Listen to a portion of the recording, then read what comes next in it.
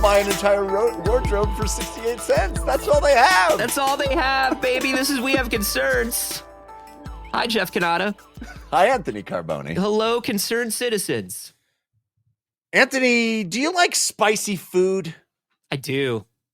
Yeah, you're a spicy meatball, aren't you? I you do. like the spice. I do. I do like a spicy food. It is my thing. I don't eat it. I don't eat it as much now because of my because of the chronic illness. Yeah. It's not so much a digestive issue. It's just for whatever reason it's inflammatory. It's inflammatory, so I don't get to have it as much. We're just like the oldest podcasters. Are we the oldest podcasters? Holy shit! Are you able to eat the spicy foods? Holy fuck! I feel like I'm watching Mulaney and Kroll do a Too Much Tuna when we're talking to each other. What does it do to your BMs? I can't even. What are we doing here? Why are we on a microphone? I'm shocked we know how to use a computer. I enjoy some spice, not too much. I love the flavor of hot sauce. Yeah, but I don't like the burning of the intense hot sauces. But sure. I really love the flavor of it. I'll say this: I'm not one of those people that will that seeks out just the spiciest thing. I'm not. I believe that a spicy thing should also have a matching flavor. Yes. There should be a whole flavor profile to it. I'm not the sort of person where it's like, put this hot sauce on your chicken. It's got 100 bazillion D Scoville units, and it's gonna no, man. I'm not climbing Everest. I'm not trying to arm wrestle somebody. I just want delicious spicy food. I don't need to arm wrestle my food. I'm not in a slap fight with my food. Yeah. Do you when you go to the Thai place though, and you order you get the curry or you get the tom kha gai soup? What's your do you go mild? Do you go medium? Do you go what's your wheelhouse? I always get it with their recommended level. I believe in the recommended level. All right. Because I'm usually a mild guy in those places because the chef knows. Yeah, I guess. I don't know. I guess I'm lower on the tolerance level of real intense stuff. And so I don't trust the chef because usually the chef's like, oh yeah, I'm gonna burn your lips off. What's your recommended level? I recommend you fucking die. Here's what I recommend. That's right. I recommend what I call Dante Alighieri. This is your last meal. That's what I recommend. Yeah. Your lighting just got real dramatic on your eyes. I know. Do you know what I look like? I look like Angelica Houston in the Addams Family. Or you're like any character in Sin City. Yeah, I've got a real noir look right now. You really do. Listen, if you're not a video subscriber, then fuck you. But you got to see this. You got to see what I'm looking like right now. I got the. Did you do that on purpose, or that just happened? No, it's just happening. That my green screen isn't on because the sun comes in. And I can't eat the spicy food because it's inflammatory. None of this shit matters. None of this shit matters. What are we talking about? Well, we're talking about this new study that has to do with spicy food. It's using spicy food actually as a test case for something I think even more interesting, which is our expectations when we eat certain things. Okay. This is a really interesting study that was just published, and the way it was conducted is they brought a bunch of people in and they had a screen that they looked at and a tube that squirted liquid into their mouth. No. Yeah, I know. There are certain experiments that we can get behind and others that are a little bit more difficult to sell, I think. No. You know? It's not so they're looking at a screen. Yeah. There's a tube. The tube is in their mouth. That's right. Yes. They can't tell what's in the tube. No, it's a of course mystery. not. Yeah. The tube is in their mouth because when you say the tube squirted into their mouth, I'm picturing they have to watch this screen with their mouth open and the tube is like 6 inches outside. Don't close your mouth because it'll squirt regardless of whether it's open or closed. Yeah, it's going to squirt. You just got to keep your mouth open. But then I thought, Anthony, that's ridiculous. No. See, there's a little the tube is in the mouth. The tube is in the mouth. So the tube is in the mouth, and you've just agreed. Yes. As you're watching this monitor, what's on the monitor? Well, the monitor is going to show you little icons that look like hot peppers. I see. Okay. Two of them. Two side-by-side identical hot peppers. Okay. And they'll be color-coded. Now, the tube is going to squirt one of three things into your mouth. Oh, I get where we're going at. This is if we show you that you're going to be getting something that's not spicy, and then we squirt something that's spicy into your mouth, how do you react? No, there's no lying in this study, which I think would be a very interesting variant to this study. Yeah. I'm very curious as to what would happen if we then what's tell the you prank? one thing. What's the prank? There's what no kind of prank. science is this? What's the prank? I think you have science confused with tomfoolery. No, pranks are social experiments. That's science. That's I know true. because You're right. every TikTok I watch that does a prank, it says it's a social experiment, and that's why it's okay for them to do it. Because it's research. The word experiment is right there in the title. Yeah. So what are you doing? Gotcha. What are you doing if you're doing a science experiment, but you're not doing a little goof, a jape? I guess that's a good point. If you're not jonklin'. I really would have loved some more prankery here. Okay, so this is what then? This is if we show you that it's hot and you're expecting hot and you have hot, is it less terrible to you than when you're not expecting hot? That's right. So you've got three things coming out of the tube into your mouth. One of them. Do we know what they are? Were they allowed to know what they are, or was it just three mystery liquids? One of them is water. Yeah. Okay. Sure. One of them is mild, and one of them is very spicy. So you got two hot water. sauces. Yeah, water. Mild water.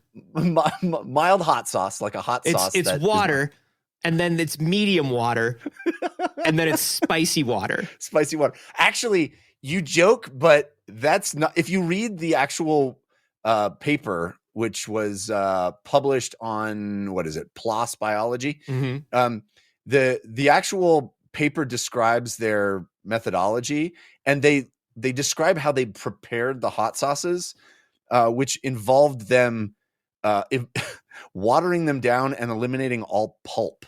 Which I don't think of pulp in hot sauces. Do you? I get what they're saying. We may not think of, pulp may not be the word. I mean, you're certainly, because I think of pulp as something that's less mixed, right? Like if you tell me something is pulpy, like an orange juice is pulpy.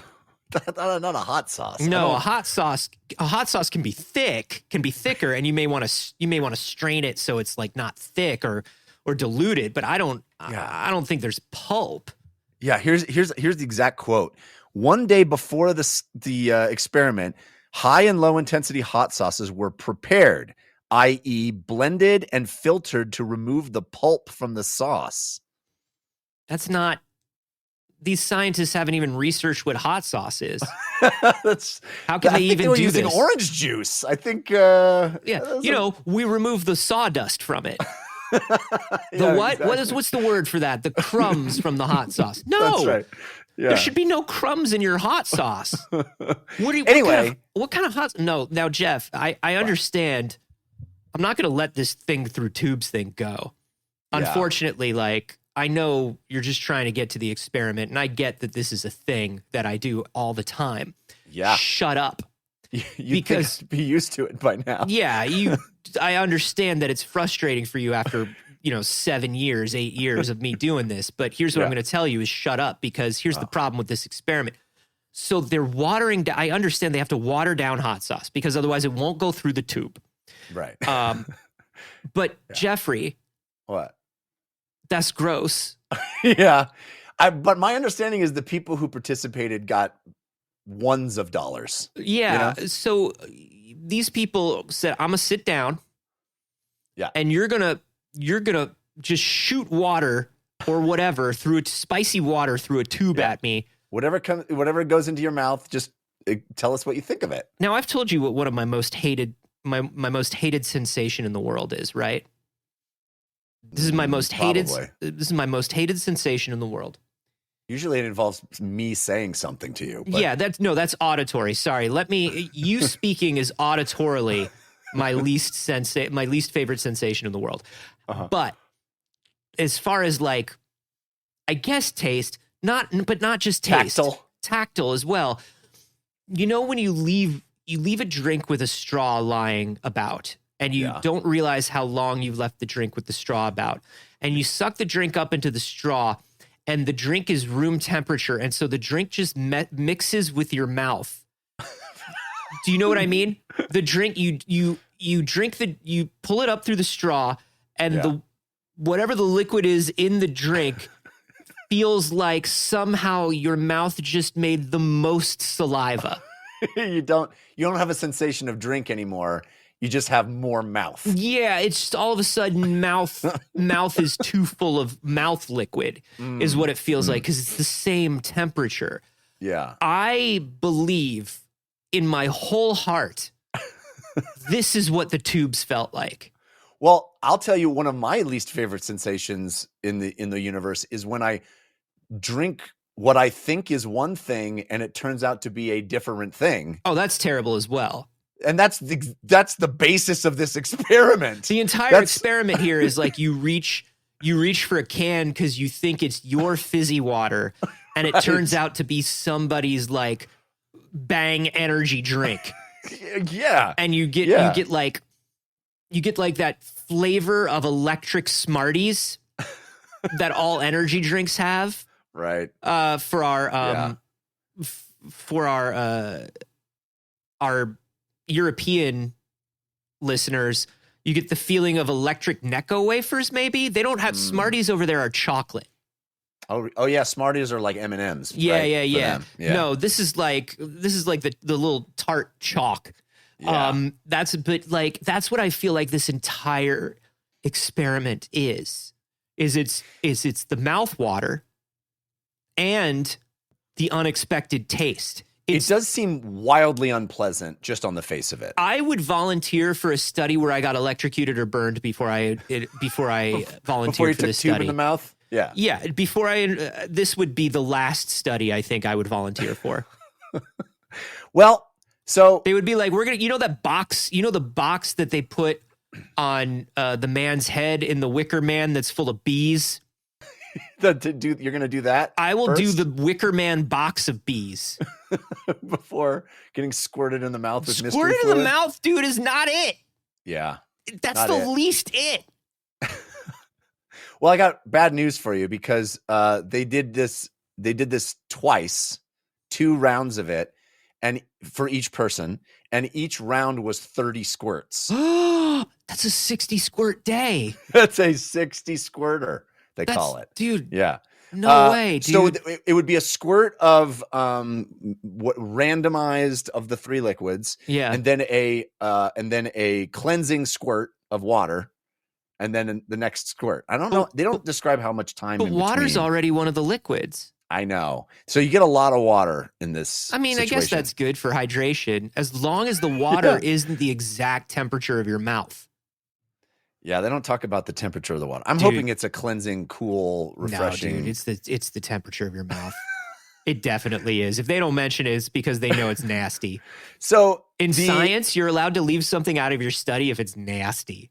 That's the rule. That's the first rule of thermodynamics. Yeah. It's like if it's too gross, like if people are gonna read it and they're gonna be like, I don't know, you're allowed to leave it out for the good of science. For the good of science. Yeah.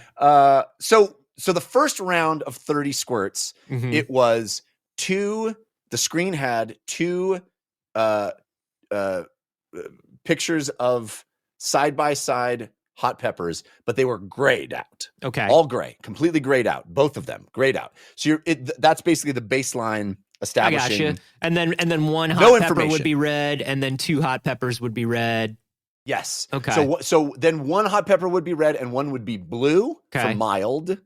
So both would be blue if you were going to get water. This is the second version of this is the second go round. Right? Yeah. Both blue if you're going to get water. 1 blue, 1 red if it's mild. 2 red if it's hot.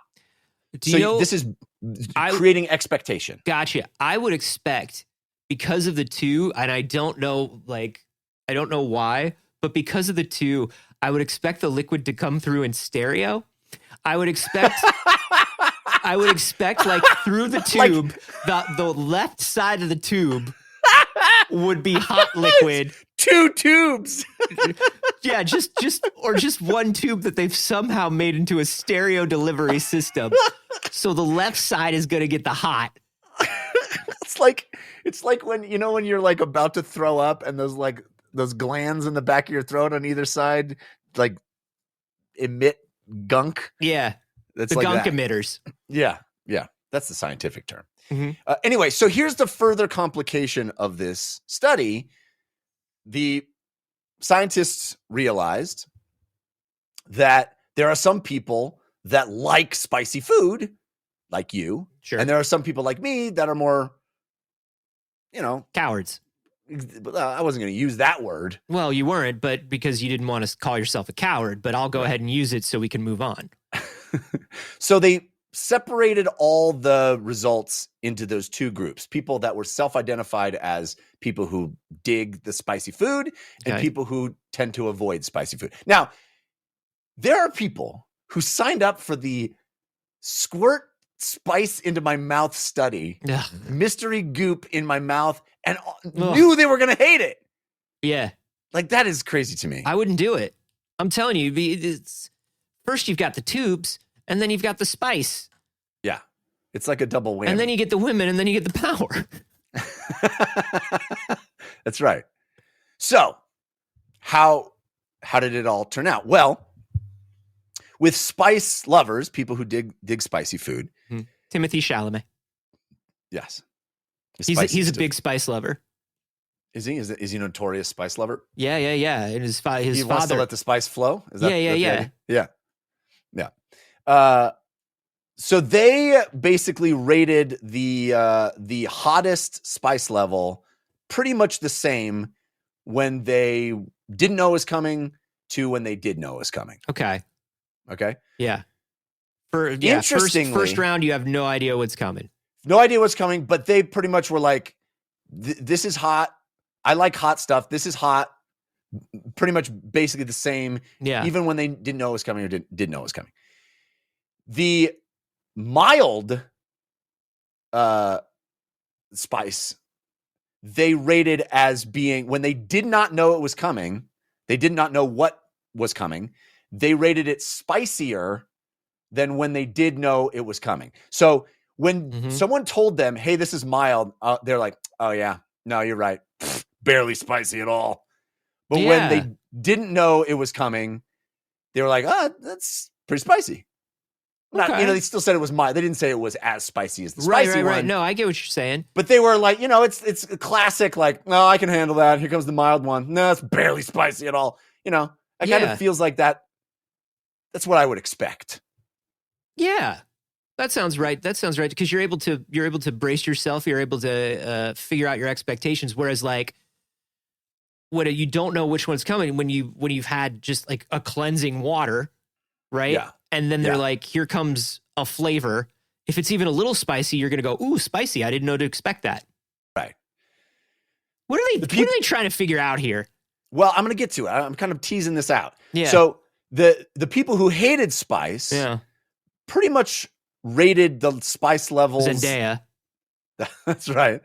Pretty much rated the spice levels the same both times. Mm-hmm. They're like, that's super spicy, even when I didn't know it was coming. And when I did know it was coming, oh, yep, you're right, that was spicy. And the mild was like, oh, that's mild, but it's still spicy. So and water, they rated the same. So then they asked them about whether they liked it or not. And those who like spicy stuff, when primed with information about the spice level, pretty similar.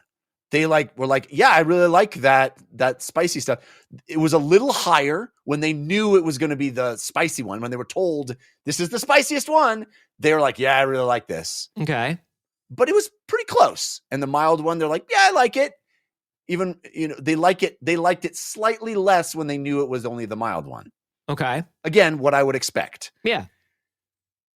The people who did not like spiciness, knowing ahead of time wildly changed what they said, whether they liked it or not.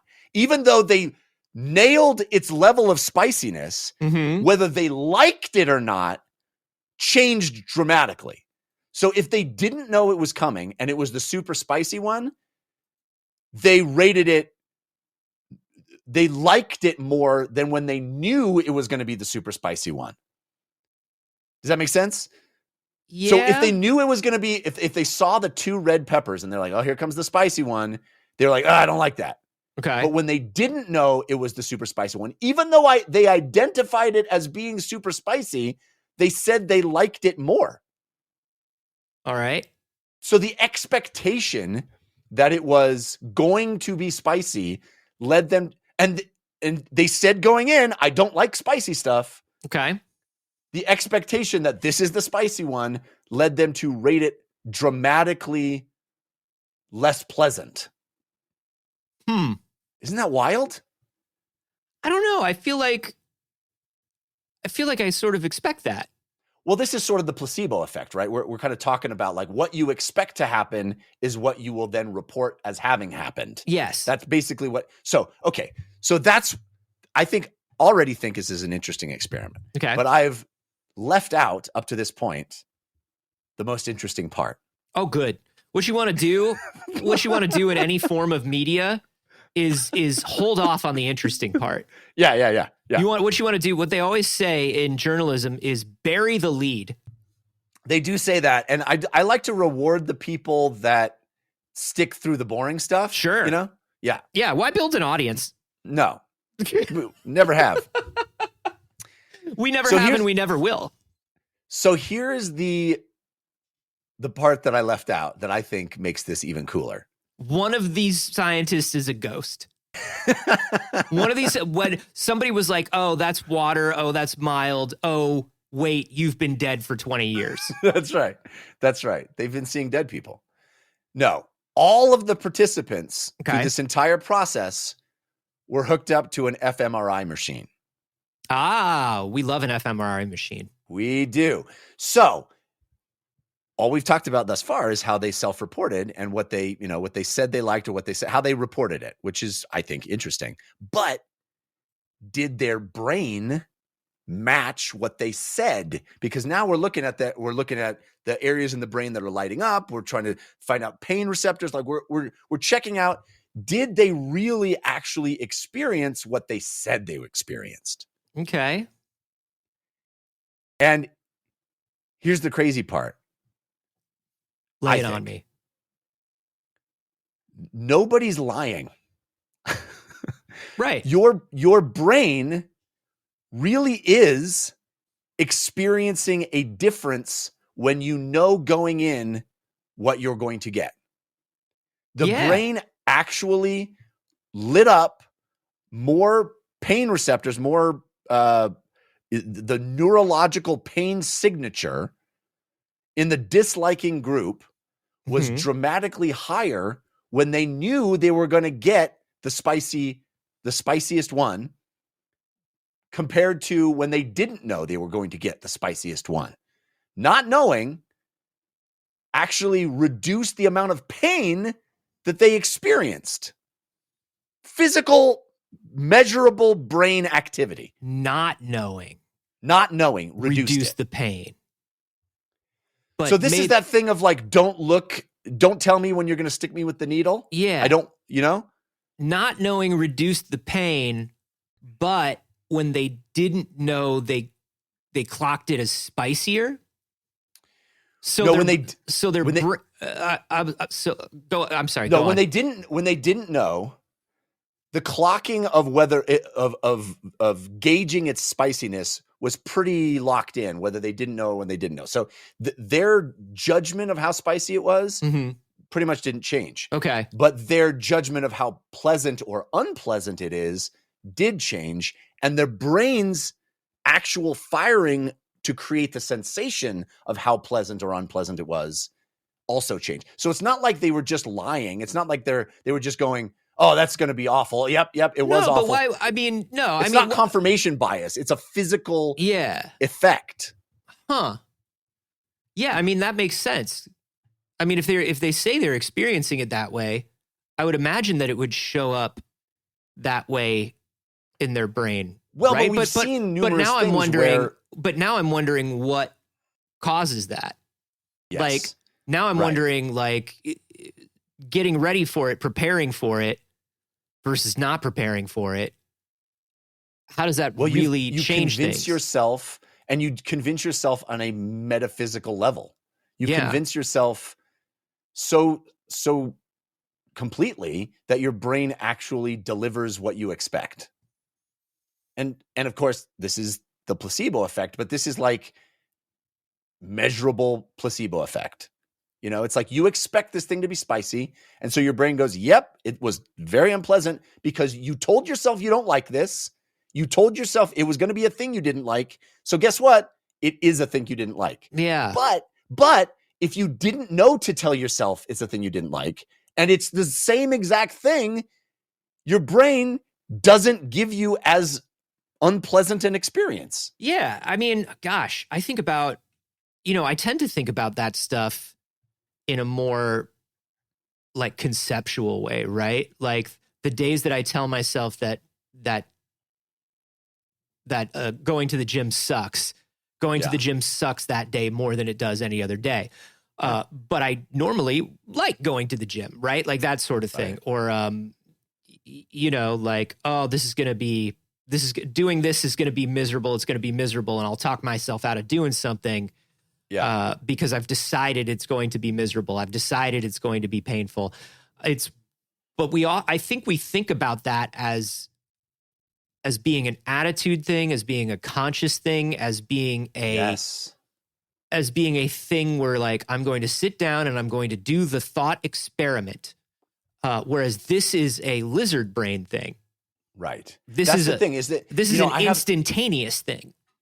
And kind of out of your control, right? It's the way I relate to it too is, I've got the 8-year-old at the dinner table and I made the food. That's your first mistake. You make them eat in a child room.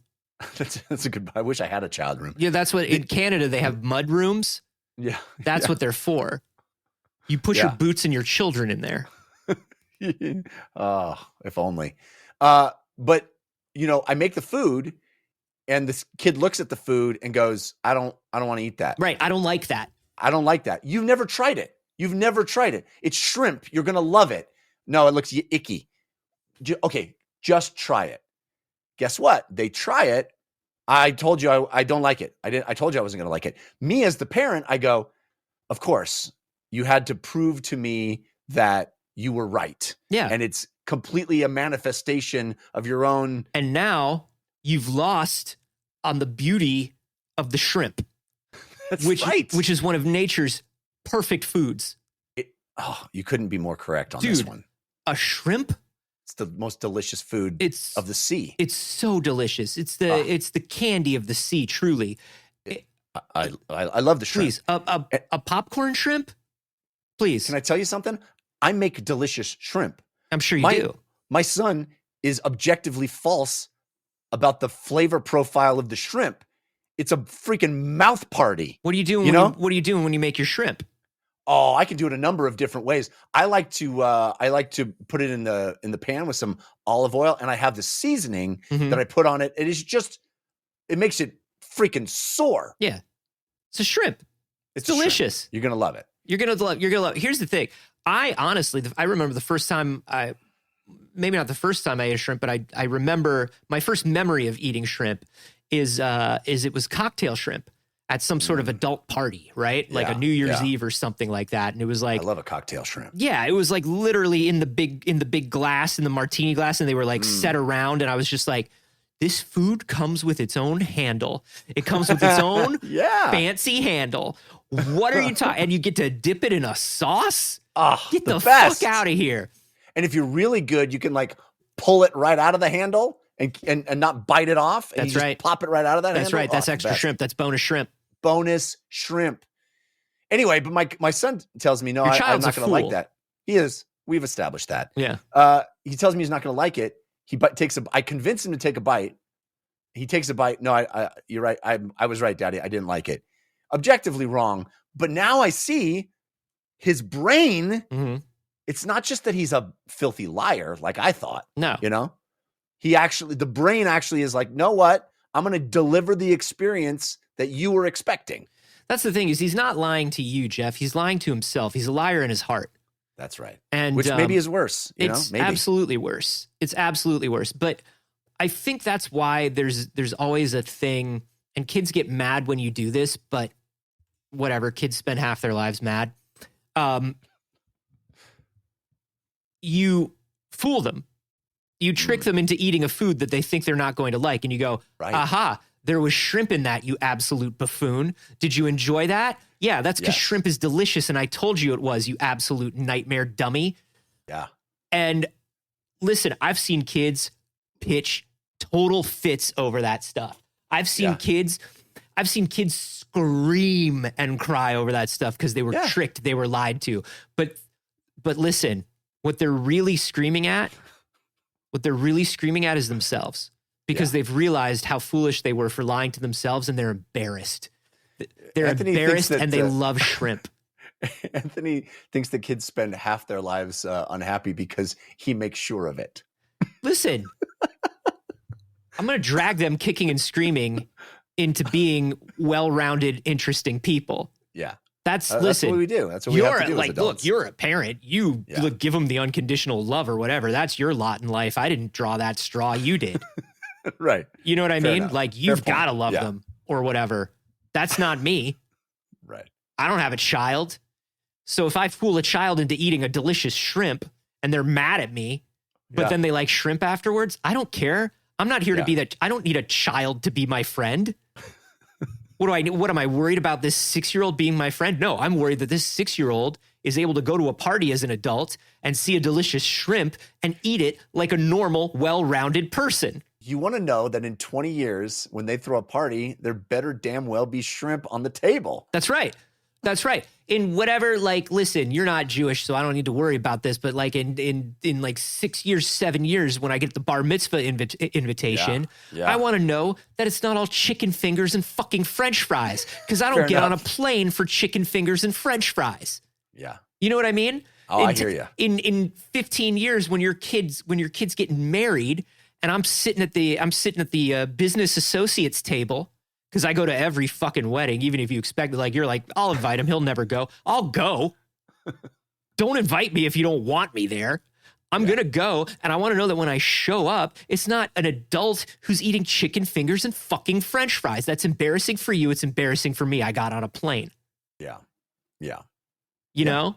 I get it. You've said nothing that I object to. What I'm saying is, shove a shrimp in your kid's mouth today. Just a handful. Handful of shrimp in their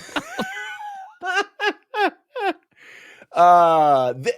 The thing that is so interesting here, I mean, obviously this is more confirmation of the placebo effect of mind over matter type of situation of, your brain's going to convince you. But I think it's wild because it disavows me of that notion that there isn't something actually happening, that you're just lying. You're just saying what, you're just sticking with your story.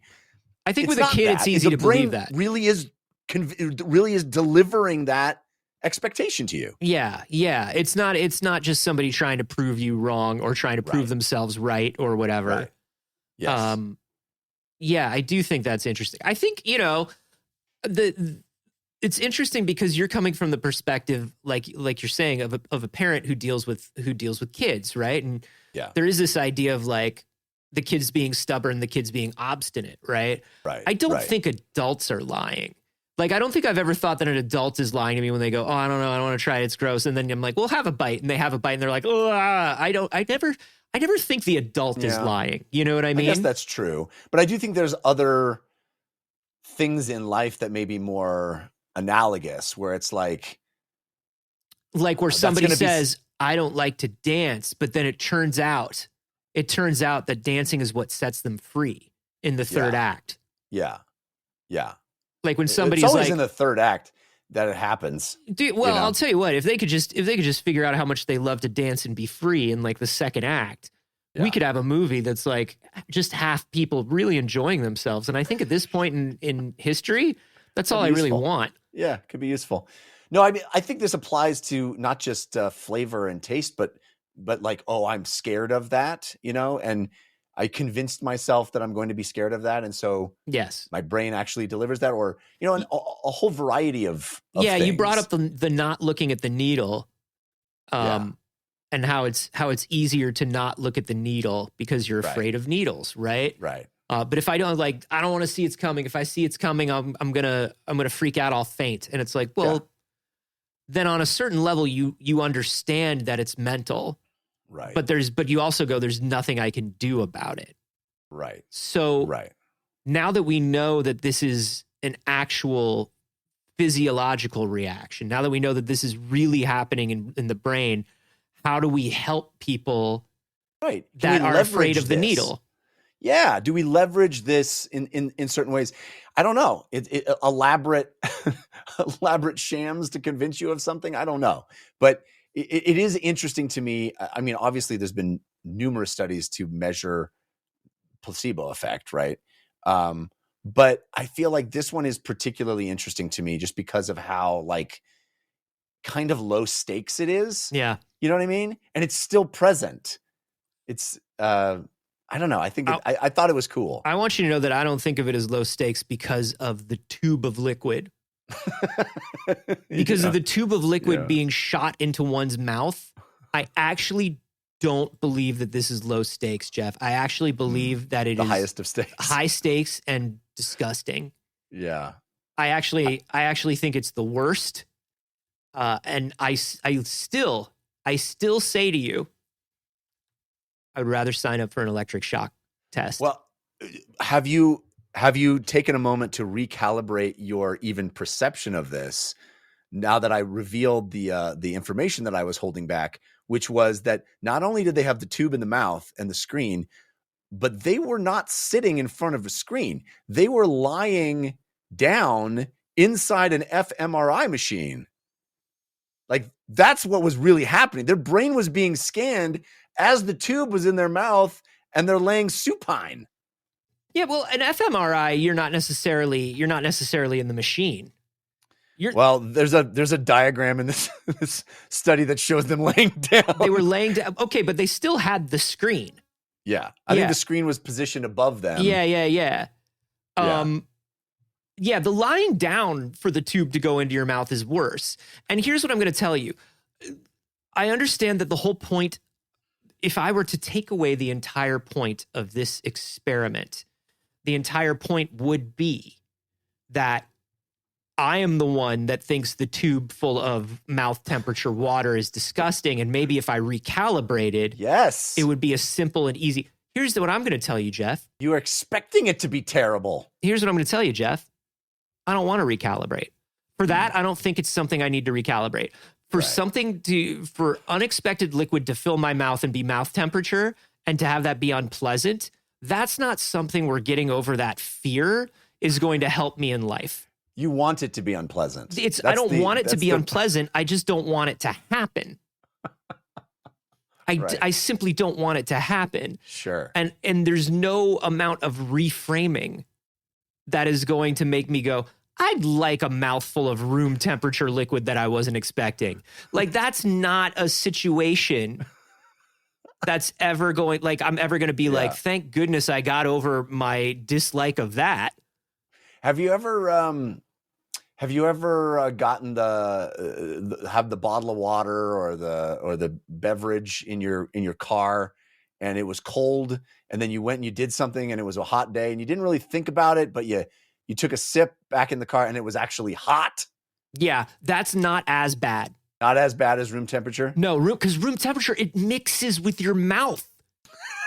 You don't understand what I'm saying. I definitely do not understand what you're saying. You don't understand when it's just perfectly the temperature of your mouth and it fills up your mouth and you go and you're like, oh no, it feels like my body just made a bunch of saliva for no reason. And now I've got all this saliva in my mouth. I've never heard of this one. You've never had this happen to you? I mean, I like sort of can retroactively understand what you're talking about, but I think this is bugaboo that is unique to Anthony Carboni. I'm not saying that everybody needs to hate it as much as I do. And if you like it, good for you. If that's not a thing that you find unpleasant, good for you. I think great. You're probably stronger than me in a number of ways. Here's what I'm telling you.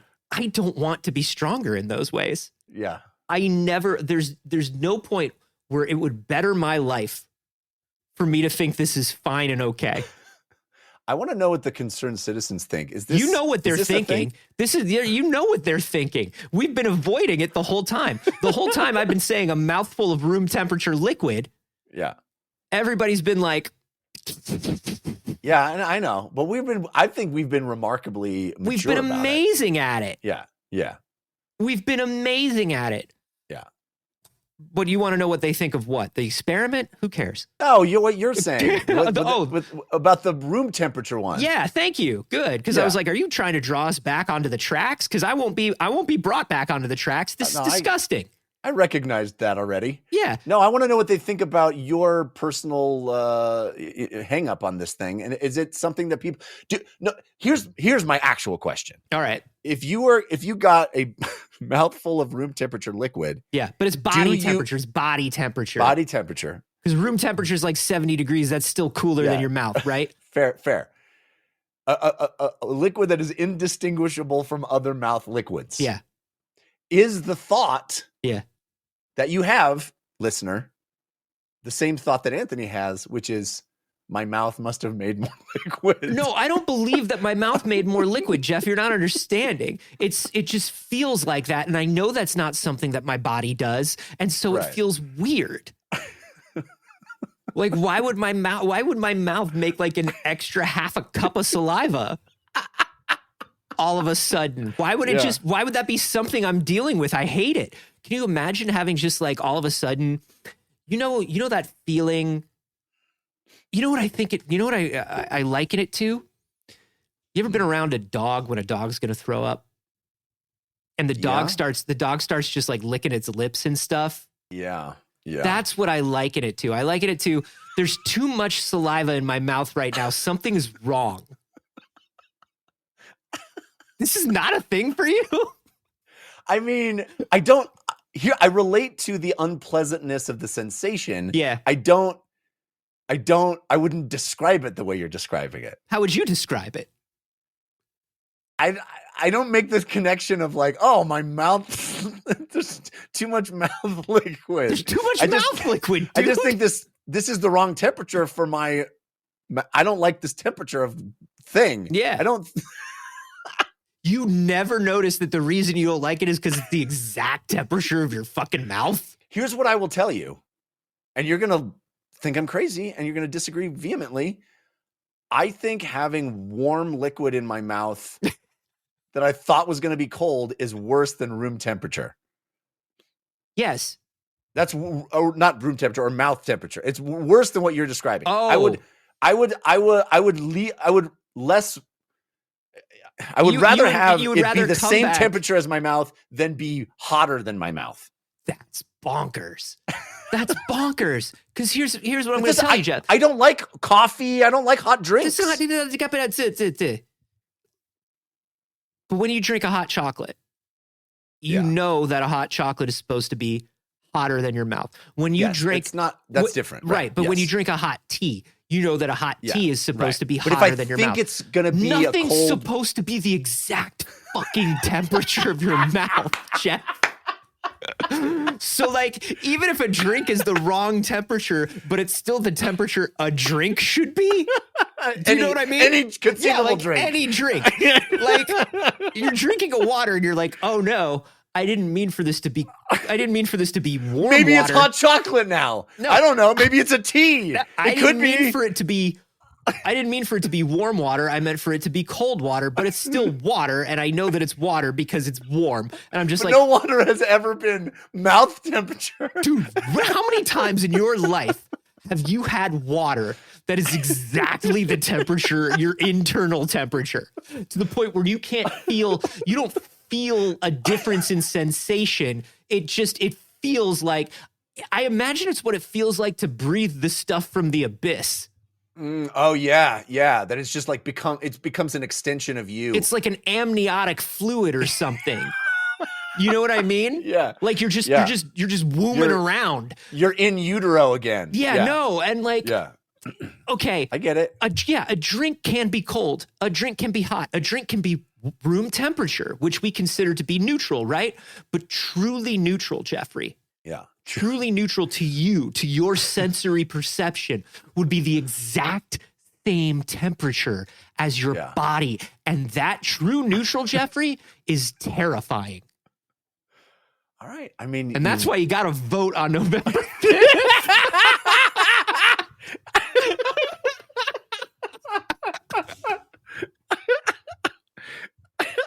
Yeah. One takeaway we can have, ladies and gentlemen. Do not let the mouth temperature win. Dude, you know what I'm saying? I cannot be the only person. Like, I understand this. This may not be an everybody thing, but here's what I'm going to tell you. Certainly people, there must be a large number of people that understand what I'm saying. Here's what we need people to do. Go to the Discord. Yeah. And tell us how you feel about this. Are you an Anthony Carboni or not? Do you understand what he's talking about? Yeah. Have you experienced this? You got to go to the Discord. Let us know. I'm very curious. Of course, the Discord is exclusive. Yeah, it's not for everybody. No, it's the coolest people. It's just cool people. That's the only people I want to hear from, really, is the cool people. Yeah, like, look, it's not easy to get in. You've got to have $1. Yeah, a single dollar. And I think it's worth $1 to let us know how you feel about this. $1 a month. All you got to do is go to patreon.com/wehaveconcerns. The good news is you get to tell us about this mouthfeel, but also you get to support the show. That's right. And know that your money is making We Have Concerns continue. That's right. And you can also get extra bonus stuff if you give a little bit more than $1. As you give more money, you get things like bonus episodes, extra audio, early episodes, all kinds of stuff. You just head to patreon.com/wehaveconcerns to find out how to do that. It's not listen, I'm going to say one thing, and this is all I'm going to say. I'm normal. Can I tell you something? Yeah. I think today I'm going to attempt to bring a glass of water to mouth temperature just to experience it. You got to be surprised by it, though. That's I know. the thing. So that's the hard thing. It's like, how do you even... This feels like I need an accomplice that's just going to spring it on me at some point. It's very rare. Tell Aaron about it. Tell Aaron to do it at some point. Tell Aaron to just surprise you at some point. Yeah. She's going to be like, what? Were you talking to Anthony again? I'm like, yes, I was. Yes, professionally.